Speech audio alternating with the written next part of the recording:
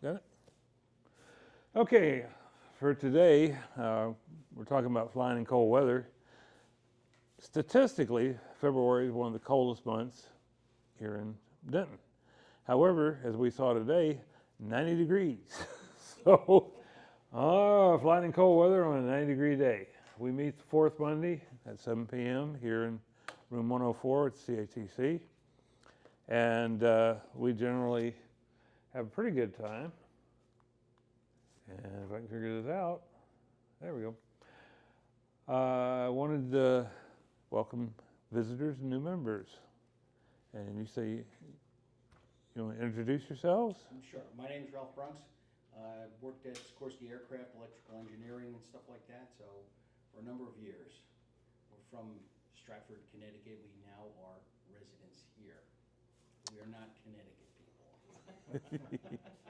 Well, obviously, I actually lived in Milford because I was living in an RV at the time and drove over to Stratford every day, except when they had me leave my RV overnight so they could catch the people that were walking out and smoking drugs. They had about 30-something people they caught during night shift. But I used to walk the floors to check on quality control and whatnot. In any case, welcome, Ralph and Ellen. Ellen Brooks. Nice to meet you, Ellen. And we'll hope you'll come back again. And we do have women that are interested in flying drones. As a matter of fact, my godson, I just sent him a drone, and he and his wife and kids all fly it. So, on my birthday, on 21 January, it actually was cold, unlike now. 21 degrees, 25 miles an hour wind. Being crazy and a helicopter pilot, I dress the same way year round. I was actually dressed this way, facing into the wind, and the photo was taken from a Mini 3 here. And people look at me like I'm crazy, and I said, "Yep, I flew helicopter pilots. What can I say? I mean, I flew helicopters, not pilots. So what can I say?" As I looked out, let's see, do this right there. See the line right here where there's rough water over this side? It's all smooth over in here. That's all ice. That piece of styrofoam is laying on the ice. There's a couple ducks playing over here, but this was the only open water there was, and I was going out. Steve and I have been keeping a sequential set of photos of the tower as it gets built. But yeah, it actually was cold, and there are some things that you need to remember when it looks like this, which was 2021 in February. And of course, this is mostly what we think of as cold weather, not the brown grass and ice of the ponds, but a little bit of snow. And in the distance, you can see Denton. On cold days, you get much clearer shots because you don't get all the smog in the air. And then as the wind comes up, you have to worry about wind chill. And I'm right here. And I actually put on a pair of long pants because it was minus 20. And I was flying. I had on a vest, a stuff vest and long sleeve shirt, maybe, and long pants. But that's one thing to be wary of. Now, Steve and I both have gloves. Now, his are all woven, but they're still touchscreen. You use these gloves so you can still touch the screen on your tablet, camera, or phone, whatever, and activate it without freezing your hands. Now, the ones I have actually have little leatherette pads on the tips of my fingers. Same thing. But yeah, when wind comes up, it starts blowing the snow off the roofs, and you know it's time for you to pay attention to wind chill. Doesn't have to be white out to be cold, as the first picture showed. This was actually, again, the ponds were starting to freeze over. Everything's dead in wintertime, of course. And this is all houses over in here, and they're building all through here now. And you can see barely where a little brown up there. I tend to take pictures sequentially like this and show from open prairie to where houses are completely built. I've got shots that show where they're a foundation, they're actually built up, and there are houses there. But the thing to remember is that as you're sitting out there flying or standing there flying, you might not feel the cold creeping up on you, but you really need to keep something warm to drink and pay attention to wind chill, because you can actually get some real damage around the cuffs of your sleeves and your face just because you don't feel it. It creeps up on you. So be careful of that. Okay. Now, this was the same picture. I was down here taking a picture this way when it was prairie. Now you can see they started building houses. They've already built these over here. And this is Robeson Ranch. It was extended from here out, and Drinkwater comes across. And Drinkwater goes from the fence on the east side all the way over to Michelle Way. So almost all the way. And Robeson Crossing, this dirt road right here, comes down and it goes around across the top of these. That's Robeson Crossing, and that will be going from side to side in the middle once they get all the houses in. This is all Robeson Ranch up here too. Goes all the way up the road up here. And right up in here there's going to be a park. They made an agreement with them. But when we're out flying like this, the night before, I've got a checklist for people that the night before you want to make sure that you have the proper dress for going out flying. And ignore me because I don't dress properly. I'm on a lot of medication. It keeps me hot. But do dress appropriate for the cold. Hands, gloves with tips are woven so that anywhere on them will actually touch. Make sure that you're aware that your phone, your iPad, or your tablet, if it gets cold, the screen on it's going to turn black. And you're going to be, if you're flying and that happens, you be sure you're in visual line of sight of your drone. Now some people, and we won't say whom, fly a little farther than most people can see a drone.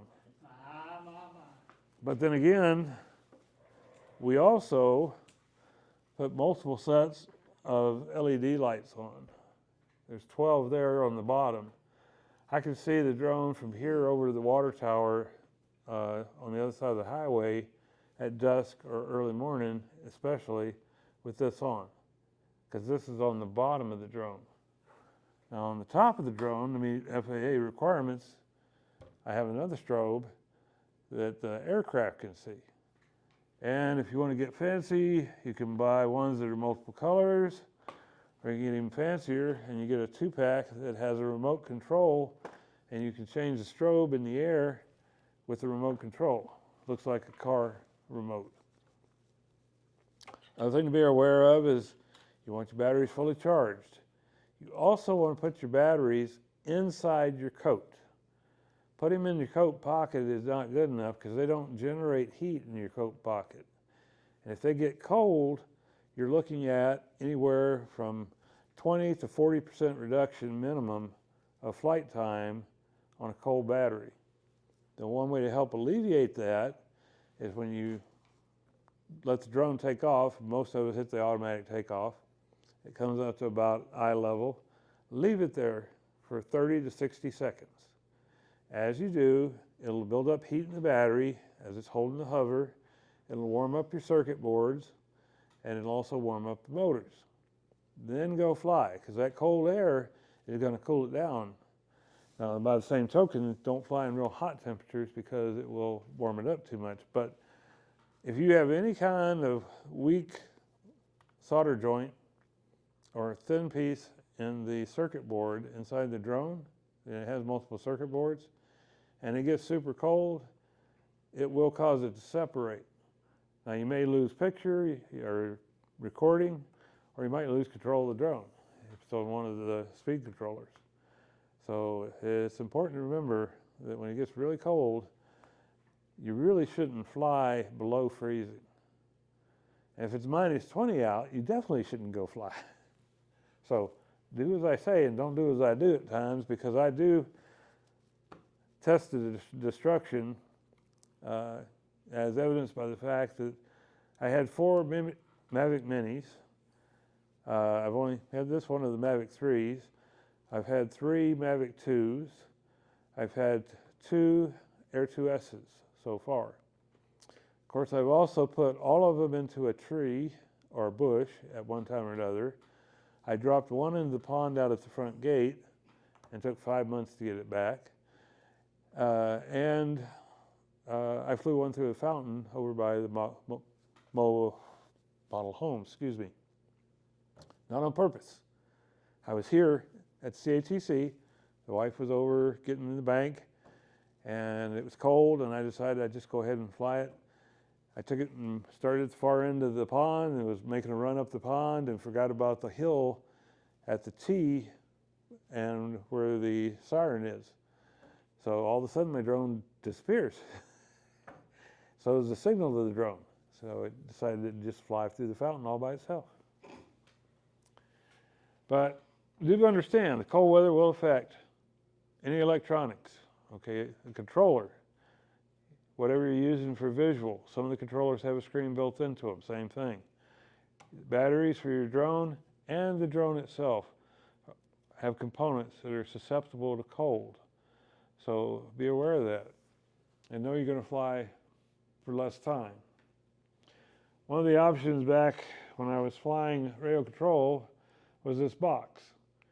And what you did was you put your controller, and in this case, the controller and your tablet, inside, closed it up, your hands go into the sides, and keep your hands warm in wind chill, and this goes over your neck, so you got everything inside the plastic. But you can still find those around. It is an option to keep your hands warm if you don't want to wear gloves. It does work to keep them out of the wind. So that is one way to avoid some of the cold. And it does keep your controller and your optics, whether it's tablet, iPhone, screen inside the controller, whatever, it keeps them all warm.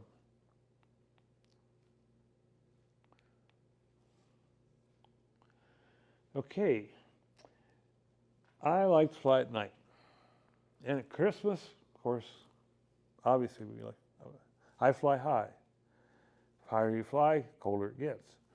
So we use several programs to determine the temperature from ground level up to whatever level we're going to fly. And you need to look at that. UAV forecast is what I use. But I check the temperature for the altitude I'm going to fly, in this case from 400 feet down to ground level. And strangely enough, occasionally it's actually warmer at 400 feet than it is down at 100 feet. So you need to be aware of that also. You get temperature inversions here. But you need to fly and you need to track the weather at night. Reason being, this was a nice night, but it was totally cloudy. You know, the light showed up real well, everything was black. Problem being, you can't see if rain or sleet or snow is coming. And I ran into that. Okay. Which way do I need to point it? There. Oh, too far. I went out, it had been sleety. It had sleeted so much it looked like it snowed.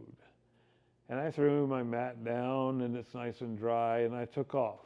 And I took a picture to show, you know, where I'd taken off from. And normally when you take off, you hover for 15 seconds or so to establish the home point. That way it makes it more accurate to come back and actually land on the pad instead of right beside it, especially if it's windy out. And I went out over towards the perimeter, and this is actually, oops. I love controls. Okay, this is sleet coming in. See, you can't see Denton? That's a sleet storm coming. And I'm actually right over here off Gardenia, and I can see the drone, fortunately. And this is drink water coming in, and Gardenia and Winslow. Okay, so that's where my drone was, kind of sitting over Gardenia. Excuse me, Winslow. In any case, I did not see this coming. I didn't pay attention to it coming, I should say. I was looking at the drone. And if you focus on the drone, maintain visual line of sight, and you look at the drone, you look down and see what kind of pictures you're getting, you look back and reacquire the drone, make sure it's still in line of sight, that's all good. But you don't normally look around unless you have a spotter beside you who's checking things out and making sure you're staying away from buildings, trees, and that kind of thing, as well as looking to see what kind of weather's coming in. So I'm being fat, dumb, and happy, and it just died. Is it not plugged in? No, it's there. There it is. I got it. Steve, I got it. It's up on the screen again. Why it went blank, I'm not real. There's something going on with the plug in the. Okay. Well, in any case, the gimbal started jumping on me. And I didn't really know what was going on because I'm looking at the drone and the storm had not gotten to me yet.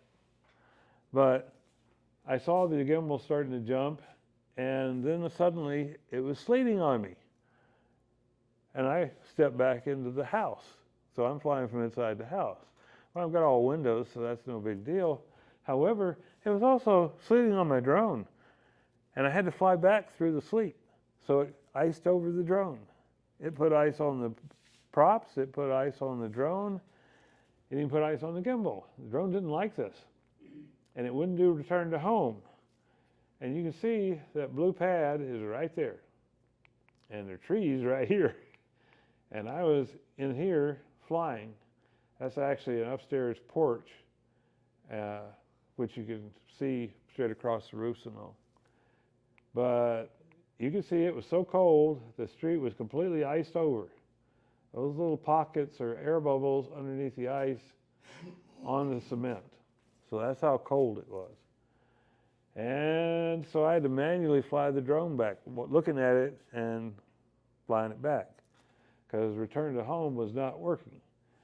And the wind was blowing enough that it had cleaned off the roofs pretty well.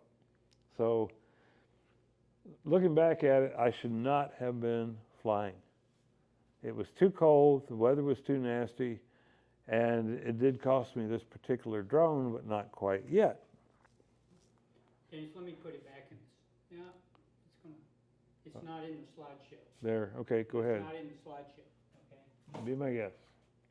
So how much did the cold affect your battery life? Well, depending on the day, that particular day, it was about 40%. Wow. So, you know, a 20-minute flight was more like 12 to 15 minutes, depending on the battery and the charge. And I do charge just before, the night before. I do have a checklist that goes through and it talks about the night before charging everything up and making sure all the software is up to date on your drone, firmware as well as software on the controller, the drone, and on your tablet. So the next morning when you go to fly, you don't have to use battery power to bring everything up. Okay, so I'm coming back and it's a little bit difficult to see, but there's actually over 1/8 of an inch of ice on my pad now. It's solid ice. And landing on an ice-coated pad can be tricky because there are several issues. One, if you land on any of the creases, and you can see they're it looks kind of wavy, that's the ice. But if you land on a crease and your drone's heavy enough, it'll break that little layer of ice, and it can pull the ice up into the drone. It can throw it up into the rotor blades or the props. And if, like mine, the drone's slowly going crazy because it's got ice inside of it, it will slide right off the pad into this sleet covers the grass, and it puts even more ice inside. So again, should not have gone flying. I've also gotten caught by the rain, but this is what happens. Now you can see the ice on the pad even better here. See, this is glare off the ice. Normally this is a matte finish pad, but the gimbal, the camera in front, was going lock to lock from side to side, rotating, and just having a gay old time. The fact that I got a good picture of the pad coming down wasn't indicative of the fact that it was holding steady and I was controlling it. It was just frames I pulled off of the video that happened to not be too blurry. But you can see that it actually was taking pictures all the way up the arm and the rotor blades, which I had the blue blades on that day. So, like it says, I should have not flown it, and once I landed, I should have replaced the drone, because once it gets wet inside, it's never reliable after that. I've had a couple of them to prove the point. But being me, I dried it out, and I went night flying. And the drone said, "Hey, I don't like being wet." Ouch. And I went out and flew, took some pictures of the swimming pool, and came back. And as it came down, just as it got shoulder level, it departed. No control whatsoever on my part. It was automatically landing. I wasn't flying it, hands off the sticks. And all of a sudden, it came straight for my face. And I threw my arm up, and I've got the scars to show that the blades will cut you. And it's not worth some of the damage you can take. If I hadn't gotten my arm up, it'd have caught me right in the face. I might have lost an eye. So, yeah, it costs to replace the drone, but one, don't fly in that kind of weather. Two, don't get it wet. And three, replace it if it does get wet. Because no matter what kind of dehydrant you put it in, it may work fine, but you're taking a chance with it. Now, this, as you can see, I go out and I watch as the houses are being built. That's one of the first ones being built across Robeson. And that's the little rest station and some of the equipment. But the nice thing again, you can see farther and it's fairly clear. But again, see, it's all cloudy. This tends to give a nice blue tinge to your photos, unless you go into Photoshop afterwards. But I left it this way. Everything was kind of blue. That was just, this is what came out of the camera. I didn't adjust this. And this was before the wind came up. Everything, in fact, this was a different storm. In this case, this is my house. Totally snowed over. I took a picture of the neighbor's house with his entire yard and gave him a picture he could put on his cards. I wanted the picture just so I could see it, but I gave it to him. Now, as a recreational pilot, I cannot give something to somebody to put them on cards. I can't give it to the church. I can't give them away to anybody. I can take them for my own use.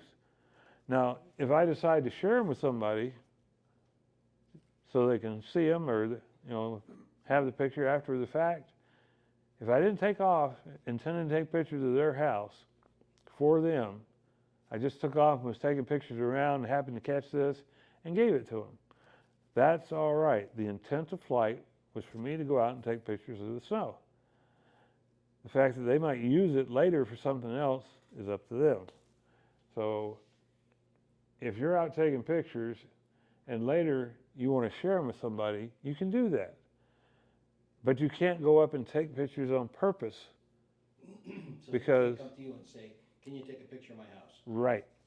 You can't take a picture of an activity, like I say, for the church or anything else.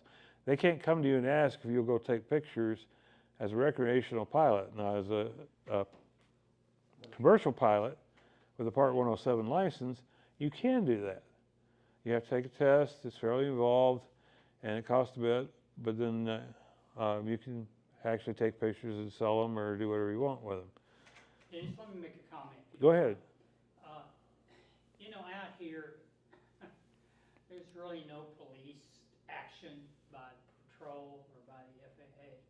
If you get into trouble with your drone and you're flying it and you're not a commercial pilot, then that could be problems. Like you lose it, flies away, and you don't know where it goes and runs somebody's house.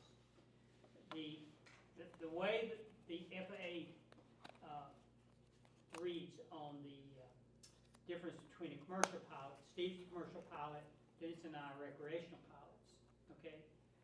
We take a trust test. So trust test, were you gonna talk about that? I'll just show them.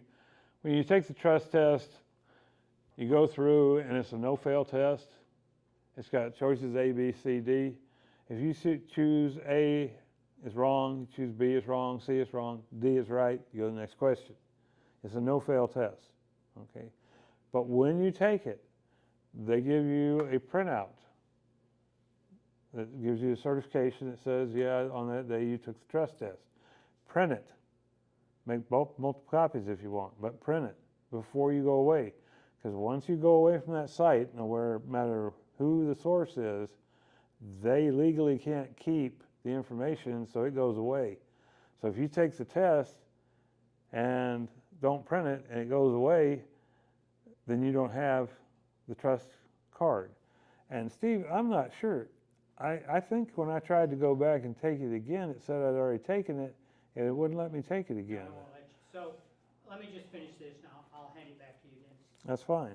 The FAA has told me, and we've had speakers come in that do talks on, it's not with the FAA, but did a nice talk on, you know, the laws and everything that's involved. But it's the intent to fly. If your intent to fly is just to go out like Dennis does for recreational flying, that's fine. There's a gray area out there, okay? And the gray area is usually money. If money's involved, then that's different. So if your intent to fly is to fly over somebody's home and then give it to the realtor, okay, you've really broken the law, okay? If you're not a commercial pilot like Steve, all right? Even if money doesn't exchange hands. Now, who's gonna catch you? I don't know. Just if you had an accident and you ran into the house, you're taking shots at them, then you might have a problem. But out here, you can really just pretty much do what you want. I mean, we take these shots of the parade. Now, Steve was with me for the parade. We have a big 4th of July parade. I don't know if y'all have seen that or not, but it's fabulous. So Steve was with me. Whenever Steve is with me and he's able to take control of my drone, I am like a commercial pilot, all right? So I'm totally legal as such. But if I was to go out, like I said, and take images from my buddy and then give them to the realtor, even though I didn't exchange money, technically I've broken the law, okay?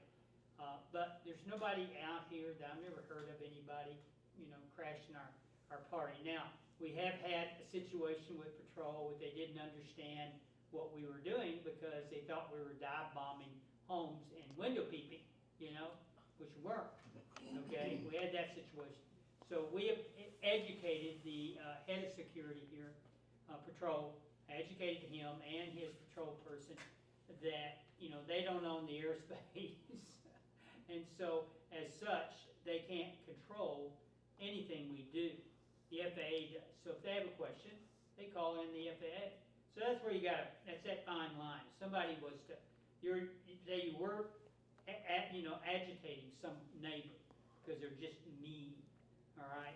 And you're flying your drone at 10 or 11 o'clock at night, creating havoc, and then she calls the police, they're not gonna do anything. If you shoot it down, all right, that's enough. Or knock it down with a broom. Right, or a broom. I just read an article, this guy, and he was a felon.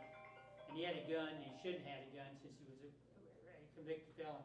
We shot the drone down, he got 2 years of prison, okay? 2 years, so, that's what could happen, but that's the extreme case.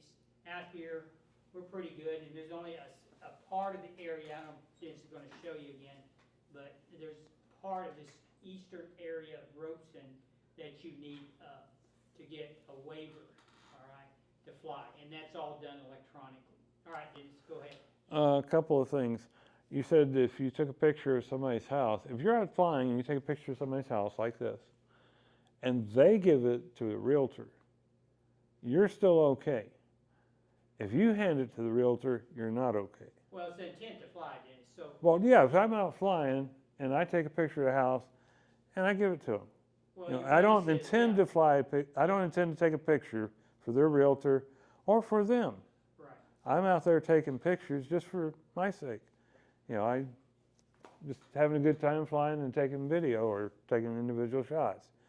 And I say, hey, you know, you want to see your house from the air? And I share the picture with them. Right. That's okay. I didn't go out to take a picture of their house. I took pictures all over the area just for my own personal pleasure. I can't fly anymore, can't drive anymore. Broke my neck too many times. Last time I was a test pilot at Sikorsky. And so the drone gives me my eyes back in the sky. But I can't share the photo. Now what they do with those photos, it turns it over to them as far as the FAA. And as Steve remembers, we were down taking pictures of the tower. Like I said, we've been cataloging it as it was being built. And this lady started yelling at me. Now I'm flying my drone and I'm paying attention to the drone because, you know, I don't want to lose it. And I'm taking pictures of the tower and I'm setting it up. And I'm nowhere near anybody's house. Matter of fact, when she started yelling at me, the first thing I did was hit one of the function buttons on my controller that pointed the camera straight down and took a picture with the time and showed that not only was I not over her house or her, I wasn't even over the street. I was on a unincorporated area, part of Robeson. But she had been part of the patrol, and she was telling me that she knew the rules and that I was breaking the rules. And I said, no, I'm not. And I said, you want to call the patrol? Go ahead. And she did. But in any case, I finished flying, brought the drone down, and then I walked over to talk with her. Now, she was in a house robe, and she thought that I was taking pictures of her in her house robe, and my drone was actually behind her house, on the other side of her house. Couldn't even see her. But I walked over, and I explained that I was part of the drone club, and I was taking pictures for Robeson, basically, as far as being able to show progress on this thing. Now, we don't turn them over to Robeson. We were doing it for our own edification as to how they were building this thing. And we'll have a meeting at some point when it's finished. And after show. the thing gets open, the grand opening, or whatever they're gonna do. And so we'll have a drone meeting and show you those photos. From grass Yeah. all the way to finish. Right, when there's sticks in the ground, all the way to done. But in any case, I want to explain. And I said, you know, the FAA owns from the ground up. Now, as Steve mentioned, you can't call the police. If somebody's hovering right over your house and causing a noise problem, which these drones are noisy at times, and you call the police, they can arrest you for creating a noise issue or for harassing the neighbor. But generally not, and it has not happened here. The patrol did show up, actually, while Steve and I were out there, and I'd already landed. I was over talking to the former patrol person. Steve went over to talk to the patrol, and we both explained to him what we were doing and what was going on. And yeah, I can hover 2 inches off of her house, legally, as long as I'm not creating a noise hazard inside the house or for her. If I'm harassing her, that's harassment. I mean, you know, don't do anything that gives your neighbors grief. You know, be polite. You know, if they think you're doing something wrong and they just don't know the rules, once you land, be polite, go over, explain what's going on, and make sure they understand and everybody's happy. And Steve was talking about the fact that the Denton control zone actually covers all the way around. This is lot 26 where they're currently building. This is lot 20 before the houses were there. There's the gas pumps, and that's with Show Way. But right across through here, including my house, is the Denton area control zone, and to fly in it, you have to file a LANC, a low altitude notice, before you lift off the ground or before you fly into that area. So if I took off from here and I went to this point, I would have to legally I would have to have filed a LANC report to let them know my drone was in that control zone. All right, and it does arc all the way up around this way, and it extends over halfway between here and the highway because that's the extension of the runway, so it goes a little further there. Y'all are on Sutherland, you're the opposite end of. Oh yeah, you're way. But like I say, when we get high winds, you get nice clear air, and you can see all the way up to Denton. There's Denton. All the humidity in the air is frozen and then dropped, and nice blue sky instead of the previous gray. But it is hard on the drone to fly in gusty air because every time a gust hits it, the motors have to compensate, and you'll hear it pulsing. And when it's doing that, it's not only dragging the battery down faster, but it's also hard on the motors. This one has covers on it to prevent any moisture or debris from going inside the motor. But in general, you want to pay attention to the gust spread. Here it's 5 miles an hour. Okay, that's not bad. Your drone's not going to work really hard. But if it's 20 to 30 mile an hour and 5 mile an hour gust, then it's going to be working because it's up towards the end of the drone's useful speed. This drone will fly a little bit faster, but a lot of drones, you don't want to fly at 30 mile an hour winds. But say this was 20 gusting to 30, you might lose control of the drone because it is not going to like those gusts. Now you notice this horizon is actually tilted. That's not because I had it in the FPV first person view mode. It's because the gust hit it and it was beyond the limits of the gimbal to adjust. The gimbal went full throw and the drone kept tilting, so I ended up with the horizon tilted a bit there. Here it's back to level. But like I say, the nice thing about cold weather, you get nice clear air. We get a lot of pollution from Dallas-Fort Worth coming up through here, and when we take pictures, we get a haze at ground level that makes it hard to see anything out in the distance. So, I fly in all kinds of weather. Again, Steve was talking about the fact that all of this is the quarry, they call it. This is 6-2, and this is part of lot 26. But that's the northeast corner of Robeson currently as far as development. Robeson Ranch still goes further north, but they do have the fence up right now to show where the edge of the property is for the houses. But all of this is in the Denton control zone. And the closer you get to the airport, the lower the limit goes lower. Like it'll be 400, 300, 200, down to 50, down to 0. All right, so you have to pay attention, and if you fly too far northeast and you filed a LANC for 400 feet, you hit the 300-foot mark, you have to drop down to 300 feet. Unless you filed, and you can't fly above 300 feet unless you file with the FAA. Not legally, at least.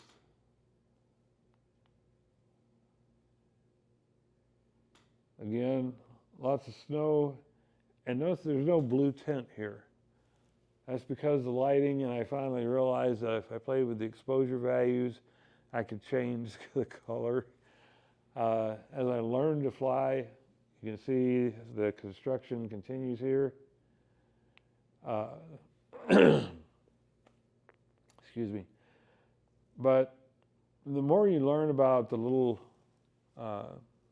icons on your screen, the more you can get out of your drone. When I fly at night now, I know I can change the exposure value and I can bring the lights out, or if it's too bright, I can dim the lights down. Same thing for the day. I can change it from being in the blue range as far as the index, color index. I can bring it back into a warmer area and actually get more true color, what your eye sees.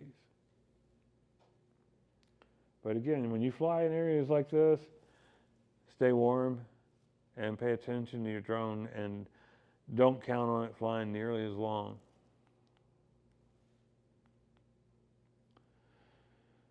And as I was saying, one of the things that really is not good around here is smog. And we're not allowed to fly above it normally because it goes up to about 800 to 1,000 feet in general. But it does decrease visibility. Now this particular picture is when Steve and I first started flying over off Winslow, and I was taking pictures of his drone when I could find it. But I put this in just to show that visibility really drops around here when the smog is around. And it can affect your pictures as far as even near distance. So be aware of that when you go to fly. It can be nice to fly in the cold as long as you dress for it, but it can also give you grief. Now, the nice thing about the fog and smog is it makes things real pretty at sunrise and sunset. So,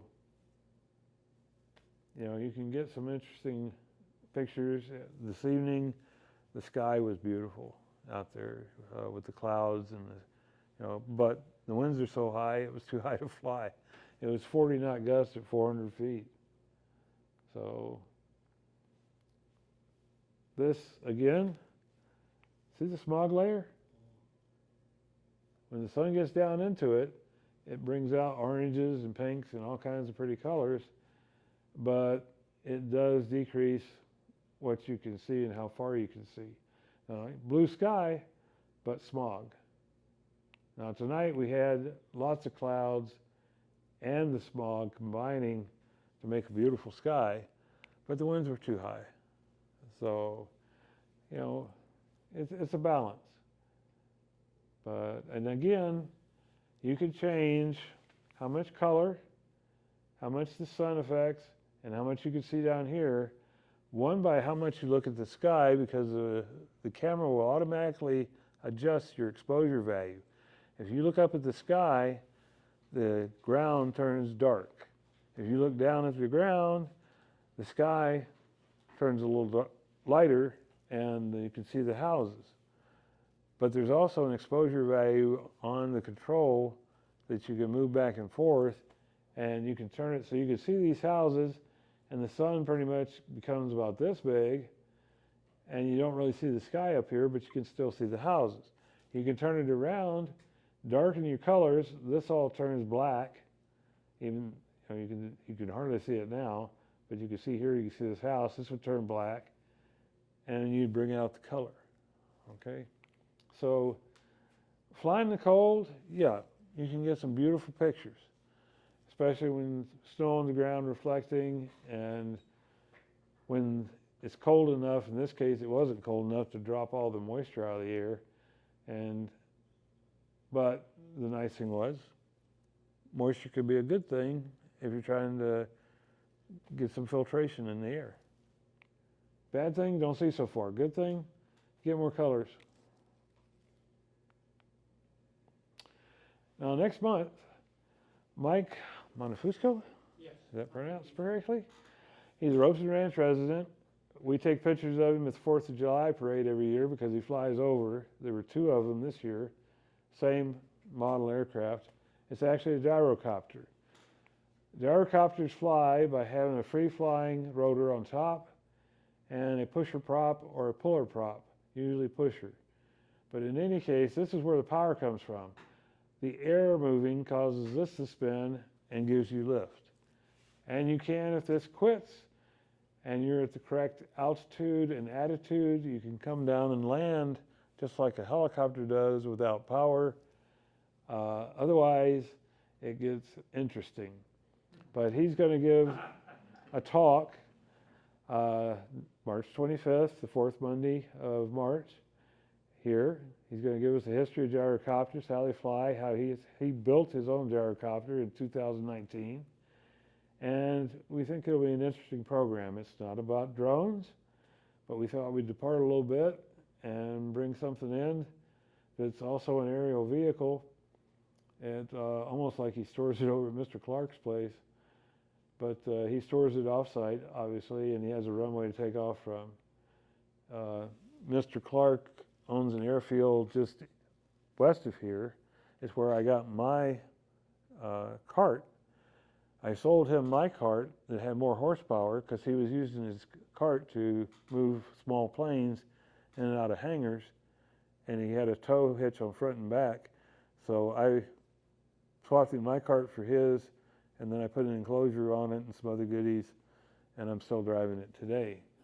But that's generally what some of the small airfields around here look like. The reason it's important is that when you're out flying, say you go over to the west area of the development, which I do. I go all the way to the end where the roads actually terminate, like they're still going to build some more, or they're going to tie into the roads out west of the development. And I'll fly over and take pictures of the trains going by over Justin. Actually, north of Justin, over by the cement plant, because I can't see it over Justin.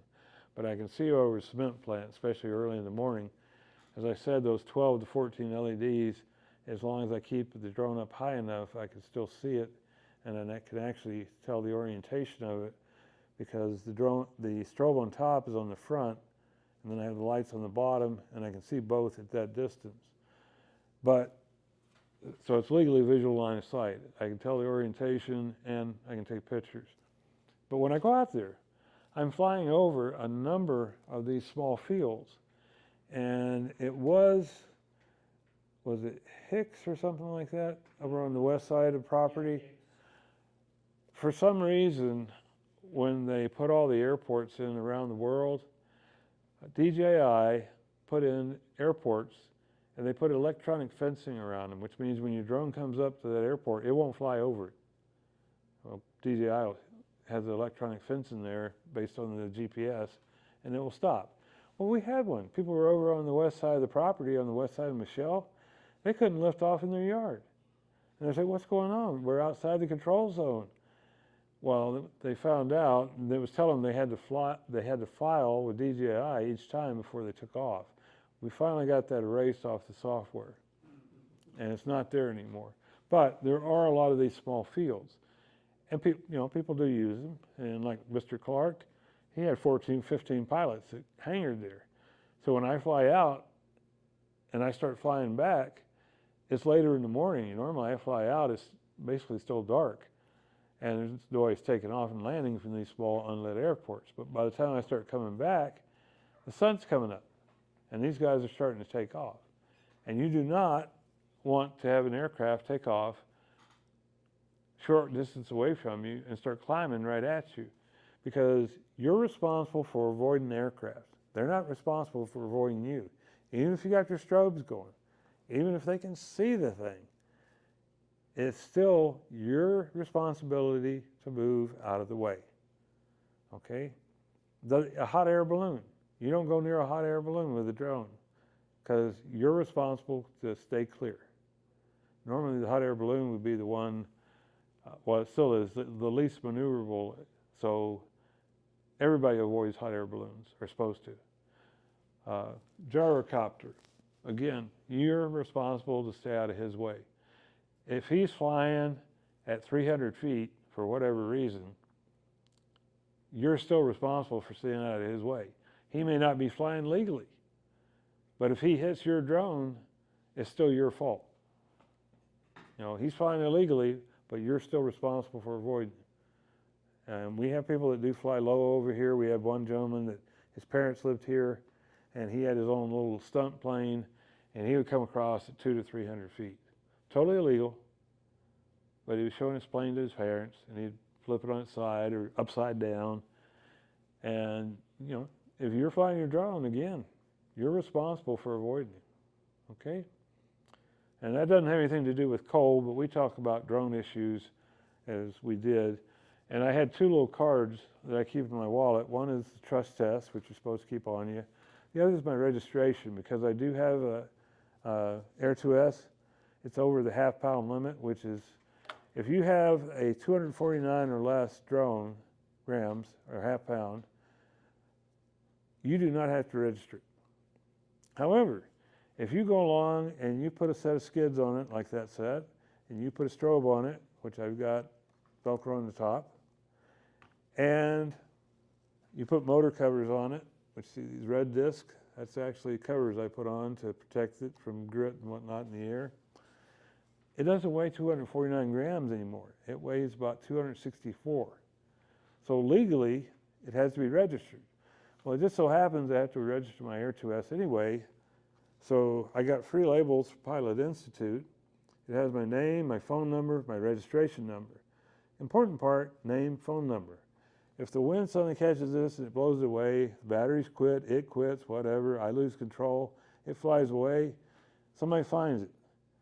If they're halfway reasonable, they'll call me and tell me, hey, I found this drone, it's got your name on it, and I can go over and get it, okay? I happened to pick up a drone, a Skydio, of a couple $1,000s worth of drone, that they were flying over Perot's land over to the east of us to map it out, and the guy didn't know what he was doing. He got too close to high tension lines, and the electronic interference caused him to lose control and ended up in a ditch across from Robeson Ranch. And some of our people were cleaning trash out of the ditch. They found it, they turned it over to us. I called Skydio. I didn't have the guy's name, didn't have his number or anything else, and there was nothing in the video on the card to show who he was. So I called Skydio, gave him the serial number, and said, hey, can you get in touch with this guy and say I found his drone? And he said, well, that was last year, 9 months ago, and we've already replaced his drone, and it's a newer model, so we don't want it back. We don't want to pay the shipping. We don't want you to pay the shipping because we'd just trash it. And it didn't work anymore because it had been in the water for 9 months over the winter. But we use it for display. Steve and I put up displays in the windows down here for the drone club. And we've got everything from little 1-inch balls to the Skydio and some of our other drones of different sizes to show people the kinds of things that these are toys. This is not. You can buy through Sharper Image and places like that drones that say that they'll hover in place. Well, they sort of will because they use little visual cues, but they don't have a GPS system in it, so they won't come back to you. Once you pass about the $300 to $400 range, you get into the lower end of the DJI, and at that level, you get a drone that'll actually come back to you. You could say return to home. If you lose sight of it, you just hit return to home, and it'll come back and land where it took off, plus or minus 3 to 5 feet. They say about a meter, which, you know, about 3.5 feet. If the wind's blowing, it might go up to 5 feet, but it will come back within a reasonable distance of where it took off from. So. We're not talking about the toy drone I bought him, huh? No, if you tell the drone to take off and it comes up into a hover and it sits there, or if you take your hands off the controls and it just stops and it hovers right there, whether it's right here or it's 400 feet up in the air, that is what we consider a reasonable drone because it's using GPS. If you have to stay on the sticks all the time, making it go up and down and left and right and trying to keep it so that it's basically level, then that's a toy. And I wouldn't recommend trying to learn on a toy, even if you've been an RC pilot before, because all it does is develop bad habits. So not something that, you know, we get into. Spend a little extra money. I'm a mentor for the club. I teach new pilots. I go through a ground school with them and then flight. Take them out for the first few flights until they get comfortable. We've done it with Steve's niece with a Holystone drone. Which was a toy. Semi-toy, you know, semi. It had GPS, but it was not of a quality. Not good quality. No, the motors and the plastic and everything else was less. It cost less. It said it did more. The camera system in it was not the same quality as far as the images, much rougher images. Noise is something we talk about in pictures, and what that means, instead of a nice clear image like this, you start to see little white dots appear in the colors, and They call that pixelization. it's actually pixelization, but we call it noise, same thing. What it means is that it has to guess at the colors because there's not enough light coming in, or there's not enough pixels on the little chip that's picking up the light. Sensor. Okay, on the sensor. Okay. It's an electronic chip that has a bunch of light absorbing elements on it. In any case, if you've got 12,000 of them on that little chip, then it's going to show pretty good detail. And it's relatively expensive little chip. If you've got 300, it's still going to show you a picture, but it's not going to be the same quality. So you got 1,080, so you can get 1080 quality out of it. It still is not going to gather enough light in a low light condition. If you've got 5 to 12,000, then you're going to be able to see a lot better detail in lower light. But it's going to cost you more. Now this is a Mini 3. It's since been taken over by the Mini 4. This has some bad habits. Notice that there are two little stubs here and here. That's what it lands on. Now our other drones actually have little arms coming down that contain the antennas, but it steadies it. When this comes down, it will rock. It will scoot because notice that the way the rotors are set up versus the way the body's set up, when the rotors come level, it lifts off the back first and it wants to go forward. Okay, so you have to be careful of that with this particular drone. Steve has the Mini 4. They went back to the arms out here for the next version of this. They also put better sensors. This has sensors that tell if there's an object in front and back and a little bit to the sides, but not really, and up and down. His has sensors that are larger, pointed out a little bit differently, and it has full 360 avoidance of objects to a degree. There are a couple of areas that it doesn't see real well, and it won't see small twigs, small wires, fishing line, anything like that. But mostly it'll stop you from running into a house as long as you remember that these things have what's called inertia. When they get going, they want to keep going. So if you're zinging along at 35 miles an hour, which this one will do, and you want to stop, it's not going to stop from here to that monitor, okay? It might take from here to the back of the room, even if I throw it full lift on it and back stick. It will tilt up and pull lift, but it won't tilt like a helicopter will and go flat. It'll only go a certain amount. So it's still going to be going forward. So if I'm zinging along and I decide I want to stop, I got to remember if there's a tree in front of me, even if it sees it, it's going to fly right into that tree because it's going too fast for the sensors or for my sticks to stop it. Okay, so that's one of the things to be aware of with the drones. They do build up inertia, weight moving forward, and you have to counter that amount of weight moving forward before it stops. Okay, if you're just hovering along a little bit, it'll stop without any problem. If you're going full speed in sport mode, then you better be ahead of the drone a little bit. It's kind of the difference between flying a little prop plane and a jet. With a jet, you're always 3 to 5 minutes ahead or you're 20 minutes behind. That's, they used to, I flew a helicopter, and in that case, you were an hour behind. Guys that flew helicopters were helicopter pilots with 2,000-3,000 hours. They transitioned to jets, going through training school for the Air Force.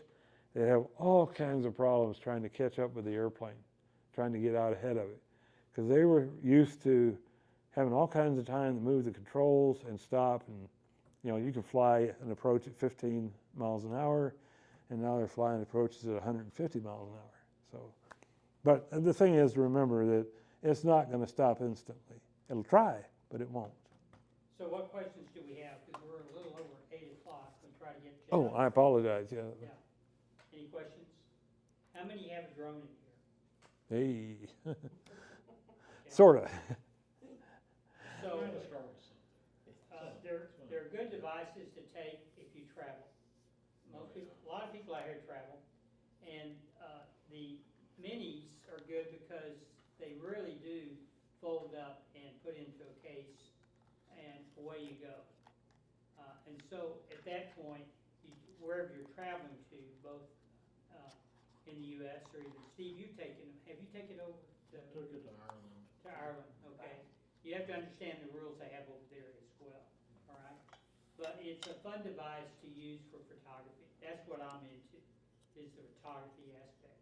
I'd like to be more into the videography of it, but just haven't learned how to do that yet.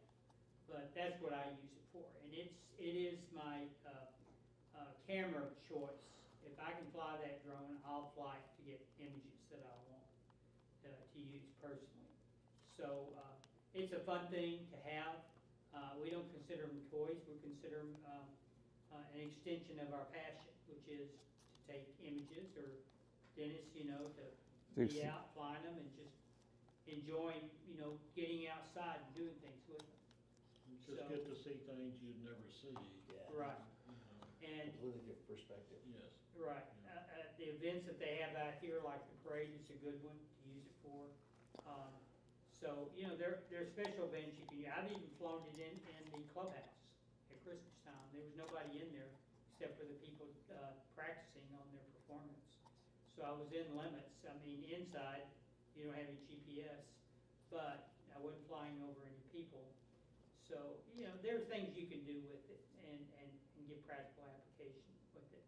And you can get GPS inside in some instances, but if you don't, there are optical sensors on the bottom of the drone. Mm-hmm. And what it does is it keeps taking pictures every thousandth of a second or so. And if you move slightly and the picture doesn't match, it'll move it back. Okay, so it has an optical centering on it as well as a GPS. But the other thing about these that I use it for, I was going over to Justin with the wife to get something from the hardware, and there was a train coming through. And so I just pulled my drone out, turned it on real quick, and I took a video of the train going by. And you can take individual shots, you can take video. If you use your phone instead of a big tablet like this, and you have the smaller controller, or this controller really, you can have it down by your side and you can walk around, you can take pictures, you can take video at a wedding or whatever. At that point, you're no longer flying a drone, because it's not flying, it's just a camera. There are no restrictions. You can take pictures and sell them, okay, because it's not flying. The minute it cranks and the rotors start turning, it's flying, even if it's sitting still. But as long as it's not flying, even if the arms are unfolded and you're just walking around with it, makes a nice handy little video camera. And of course, this takes 48 megapixel pictures, or megabyte pictures.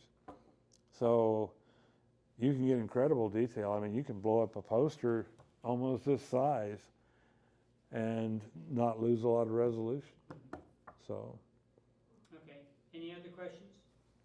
Well, we thank you for coming. We meet the fourth Monday of each month. We will be at the home the show for the HOA at the, I think they're calling it what, the club show? Club show or whatever. Yeah, whatever it is. We'll have a booth there, so if you want to come out and visit we'll have our photos going on a computer monitor and just going continuously. So it'll be fun to kind of see what we've taken in the past.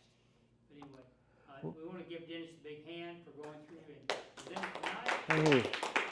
Thanks for all We your do work, have some Dennis. pretty incredible pictures too. I took a picture of an egret taking off, and the egret was kind of washed out, and I wasn't real happy with it. And then I realized that the reflection down in the water, on the smooth water, had beautiful color of the bottom of the egret down in off the water.